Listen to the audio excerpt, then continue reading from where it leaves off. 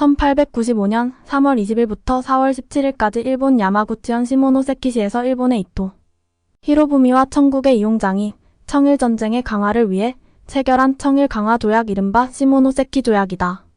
청일전쟁은 1894년 7월 23일 일본이 조선의 경복궁을 무단으로 점령하고 고종을 인질로 삼은 다음 한반도의 우월적 지배권을 획득하기 위해 청국과 벌인 전쟁이다. 청국은 이모군란과 갑신정변을 거치면서 조선에 대한 지배력을 확장시켜가고 있었다. 일본 역시 부산, 원산, 인천 등 개항장을 중심으로 조선에 대한 경제적 이익을 추구하고 있었다.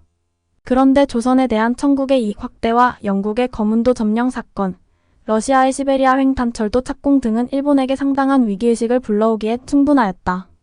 1890년 3월 일본의 내각 총리 대신 야마가타 아리토모는 조선을 일본의 이익선으로 인식하고 일본의 독립과 조선에서의 이익을 위해서라도 군사력을 동원해 조선을 일본의 영향력 아래에 두어야 한다고 주장하였다. 조선에서의 영향력 확대를 고심하던 일본은 동학농민혁명 발발로 청군이 출병한다는 소식을 접하고 텐진 조약에 따라 출병한 후 1894년 7월 25일 청군을 풍도 앞바다에서 선제 공격함으로써 청일전쟁을 일으켰다.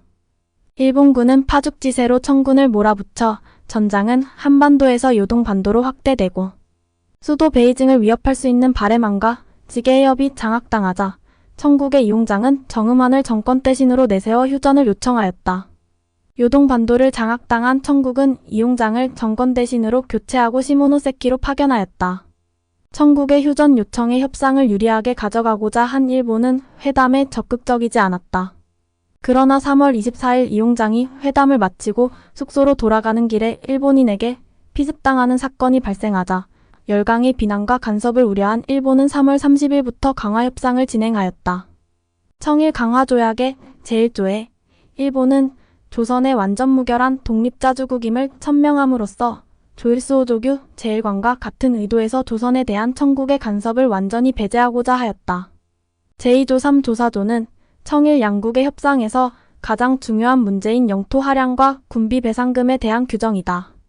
제5조는 하려된 지방의 주민에 대한 처리, 제6조는 청일 양국의 모든 조약에 대한 소멸과 향후 새로운 약의 체결을 약속한 규정 등이다. 조선의 완전 무결한 독립, 야오둥 반도타이완 펑후 열도의 할양, 군비 배상금 이어 양, 사스충칭부 수저우시항저우부의 4개 항구의 개항 등을 골자로 하는 시모노세키 조약이 체결됨으로써 청일전쟁은 종식되었다. 하지만 조약 체결 일주일이 지나기도 전 러시아는 독일 프랑스와 함께 일본의 랴오둥 반도 포기를 요구하는 삼국 간섭을 제기하였다. 일본의 랴오둥 반도 점령은 조선의 독립과 유럽 각국의 상업적 이익에 방해가 될 뿐만 아니라 동양 평화에 위협이 된다는 논리였다. 일본은 영국의 무대응 속에서 어쩔 수 없이 삼국 간섭을 받아들였다. 시모노세키 조약은 원안대로 비중 교환되었지만 랴오둥 한부 조약을 추가로 체결해 일본은 랴오둥 반도를 청국에 반환하고 대신 청국은 3만 냥을 일본에 지불하는 것으로 청일전쟁과 관련한 국제적 이슈는 모두 마무리되었다. 이처럼 청일 강화 조약은 조선이 전장이 된 청일 양국의 전쟁의 전후 처리를 담고 있을 뿐만 아니라 영토 할양과 군비 배상 문제가 포함됨으로써 열강에게도 중요한 영향을 끼쳤다. 이는 곧 러시아, 독일, 프랑스 3국의 간섭으로 나타났으며 불개입으로 상황을 지켜보던 영국은 동아시아 정책을 전면 재구성했으며 미국 역시 전시에 조선의 함대를 파견하는 등 세계사적 의의가 큰 조약이라고 할 수 있다. 시모노세키 조약을 통해 가장 큰 이익을 획득한 것은 일본이고 가장 큰 위협을 받은 것은 조선이었으며 청국은 열강의 영토 분할의 대상이 된 것은 자명하다.